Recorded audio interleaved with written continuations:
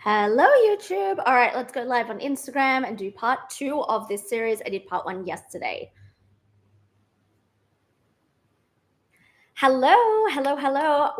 Welcome to part two of Identity Mastery. Yesterday, if you haven't watched it, it's going to be a flow on from yesterday's live. So I highly recommend listening to it. You don't have to watch it. You can listen to it on your hot girl walk, while you're driving, while you're working out, whatever you want to do. But I'm super excited to go into a little bit deeper into the concepts that I shared yesterday. Now, identity mastery, and I don't know if you can hear the waves, the doors open. So I'm currently in Phuket, Thailand. You can tell my hair, the humidity, it's a little bit crazy, but it is 10 a.m. here and I had a shower and I'm like, I'm so ready to go live and share with you all the things I want to extend from yesterday. And after yesterday's live, I got so much great feedback of the different things that I really brought into place, because I believe that free trainings should be taught in a way where you can walk away with something applicable and tangible, right? There's no point. I don't believe in dopamine hits. And I said this yesterday. I don't believe in quick wins, dopamine hits. Like, those feel really, really good. And they're great for the nervous system and the ego, but they're not going to get you the long-term results that you truly desire. So yeah, I'm super excited for this part two. But like I said, catch up on part one if you haven't. I'm going to get up my notes so I make sure I don't miss anything.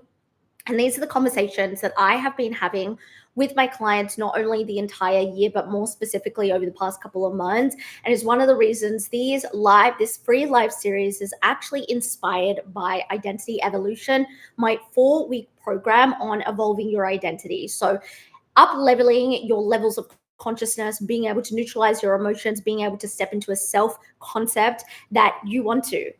Self identity work is all about how you perceive yourself. And this is really where I want to start this second part, is like, how do you actually perceive yourself? How do you actually see yourself in your day-to-day when you look in the mirror? And I don't just mean physical. I quite literally mean, like, how do you see yourself fit in this world? What is it you perceive of yourself? This is the start for identity work. And yesterday we did a lot of the foundational things to start to look at and explore. And this is why this is inspired by Identity Evolution, because we actually dive in deeper. And the concepts that I'm bringing you in these trainings are things that are going to help you. And I've seen, not only just with myself, but with hundreds of my clients, have completely just transformed the person that they are. The women that I work with, like, give it 6 months, I would even say 3 months, 90 days doing the work that I do around subconscious identity work, they're a different person. I have a couple of clients that have worked with me the full year. So it's nearly coming up to when it hits December, 12 months. I have been having conversations with these particular clients, and I'm just saying, I don't even know who you were back when you first messaged me and you said you wanted to work with me, because this type of work is so freaking powerful. Now, today, what I want to go into, and I'm just looking at my notes, is being able to understand your identity on an unconscious level. So your unconscious triggers, your unconscious responses, because those are the things that are going to keep you exactly where you have always been and experiencing the exact same reality. Something that I spoke about yesterday was understanding your point of attraction. Everything you can say to me, I've been doing all of the work, I've been trying really, really hard, but if you are subconsciously responding and getting triggered in the exact same way you always have, or since last year or 2 years ago or 3 months ago, you will actually attract and become those things that are triggering you unconsciously. And so it's not enough to go into this identity work and be conscious and say, I want to be someone who's a millionaire and has nice clothes, nice cars, or, I want to be someone who lives in a farm with 100 puppies with my partner, and I have 5 kids, and, I get to live off the land and I don't need to worry about money. It doesn't matter which end of the spectrum you look at identity work, unless you are fully recognizing what is unconsciously triggering you and how you are unconsciously responding. Most people, there is such a fine gap between something happening to you and you unconsciously getting triggered and responding to that thing. There's such a small gap that if you miss that gap, to actually pause, reflect, and respond in a conscious way that is actually transforming your identity, you are going to miss the boat every single time. It is always going, something I say is, identity work can feel like you are forever climbing the summit. Identity work can feel like you are forever just going and going and going and doing the inner work, doing changing the way you speak to yourself, or your affirmations, or reading books, or listening to podcasts. Dopamine hits. These things are great. These things I also do myself. So by all means, seeing how how like fluffy my hair is from the humidity. So I'm not saying that I don't do these things or I don't recommend these things. I do these things every single week. But what I'm saying is those are like the conscious level, where right now it's like it feels really good, but it's not getting to the root. And something I put here is you need to actually go into your automatic reactions, both mentally and physically, when they are triggered or stressed. What are your coping mechanisms, especially when you're triggered or stressed? Because that's going to tell me everything about you.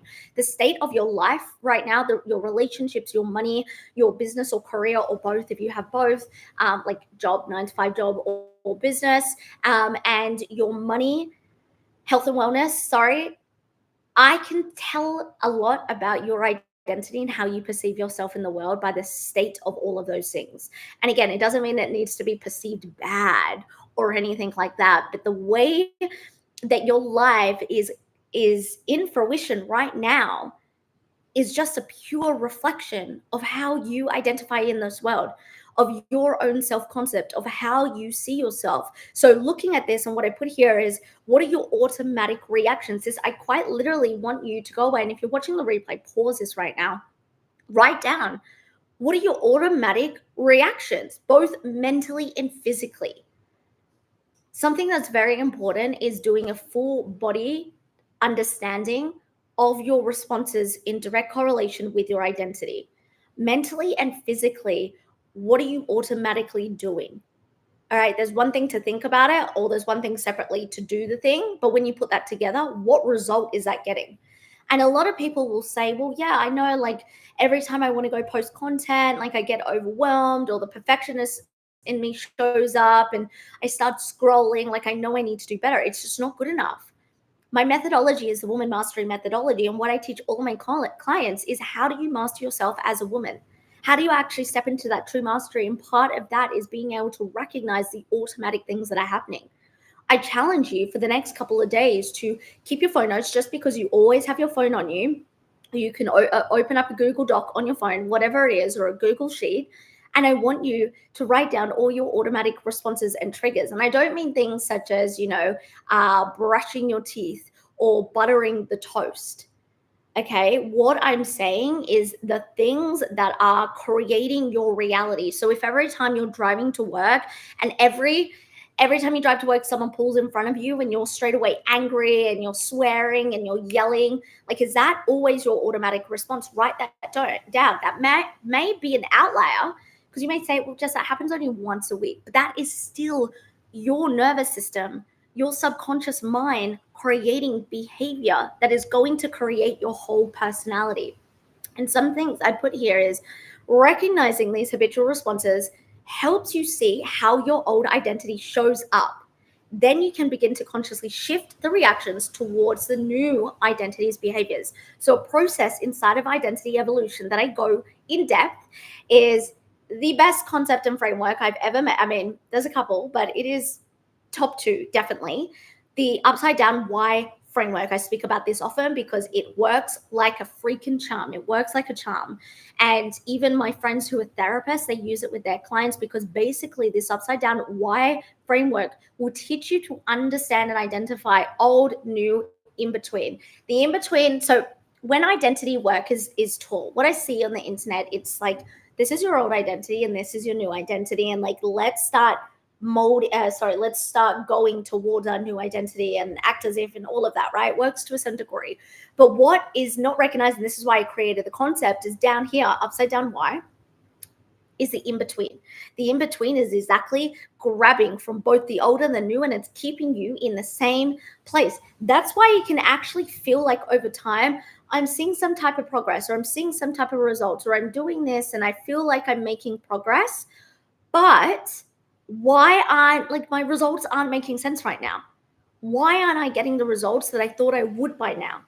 And it's because you're not recognizing the unconscious ways you are triggered, the unconscious ways that you are responding to life, but it feeds into you doing the mindset work or you doing the workshops or listening to the podcast, and they merge together.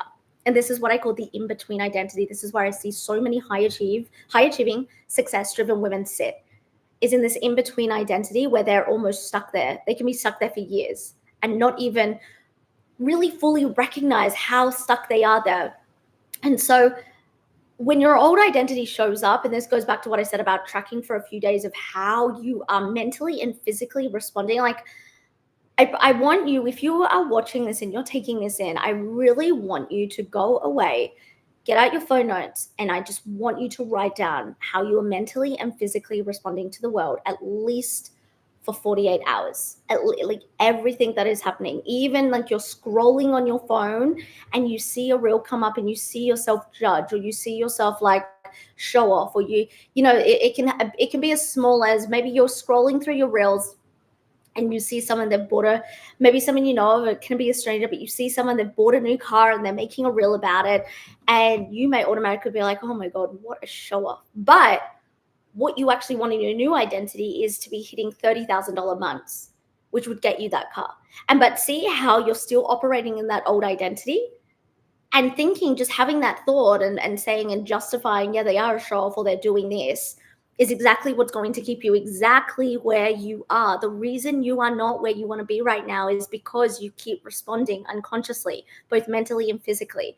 So like I said, I invite you for 48 hours, write down in your phone notes exactly how you are responding. But this is also an exercise to get more in tune with yourself.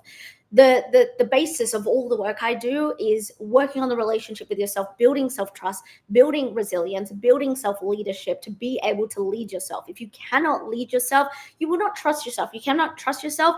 You will not back yourself. And if you can't back yourself in life, what do you really have? And so all of this is about being able to create a relationship with yourself to understand yourself better. Most high achievers, when they come and work with me, they're doing the work, podcasts, books, maybe they've invested in a couple of master classes, coaching, mentoring, whatever it is, but they're all band-aids. They're all dopamine hits. They're not actually understanding who they are.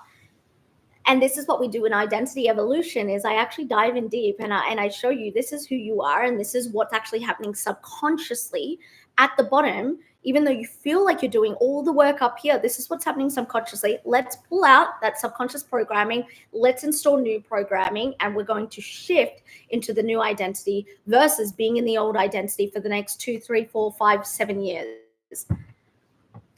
And that is the power of this work. This is the power of woman mastery. This is the woman mastery methodology. This is the power of identity work and all the work that I'm doing with my clients. And I think when you're able to actually understand yourself and fully see how you are unconsciously triggered at any point in time, it is where you can actually make the most change.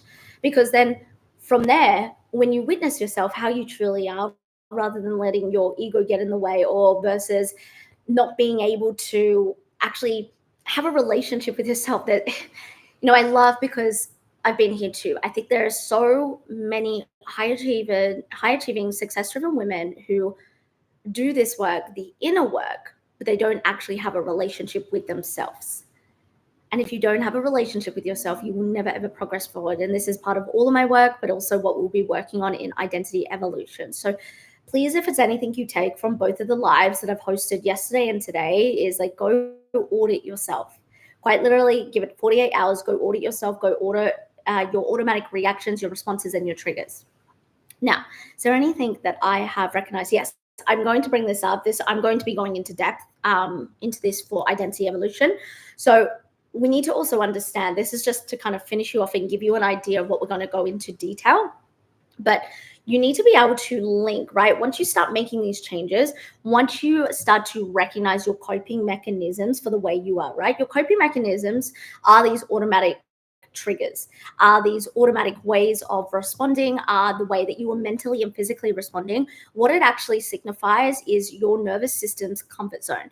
So something I have said probably since maybe 2018 on my podcast, the Jessica Pinili podcast, is a lot of people say you need to get out of your comfort zone. I don't actually believe in that. I actually believe your comfort zone is your nervous system, which means you need to expand it. You need to expand your comfort zone, which means you expand your nervous system. Versus a lot of people when they are changing or when they are trying to make a change. And this is why we say in the in-between identity is a constrict. Have you ever had an idea or something you're trying to work towards and it feels really, really, really good, and then it's about to get better, or you're about to get the result, or something, you're so close to getting the desired result, and then all of a sudden you constrict. And the way you can restrict is by procrastinating, is by calling yourself a perfectionist, is you may manifest a sickness, you may manifest something else coming up, and you constrict. And what happens is your comfort zone, aka your nervous system, is bringing you back to your energetic level of success, the capacity that you're so used to. And this is so in the woman mastery methodology, there's 3 phases. Number 1, subconscious reprogramming. Number 2, identity shifting, which, as you can guess, identity evolution is really mainly focused around phase number 2. And then phase number 3, which is regulating to a new capacity.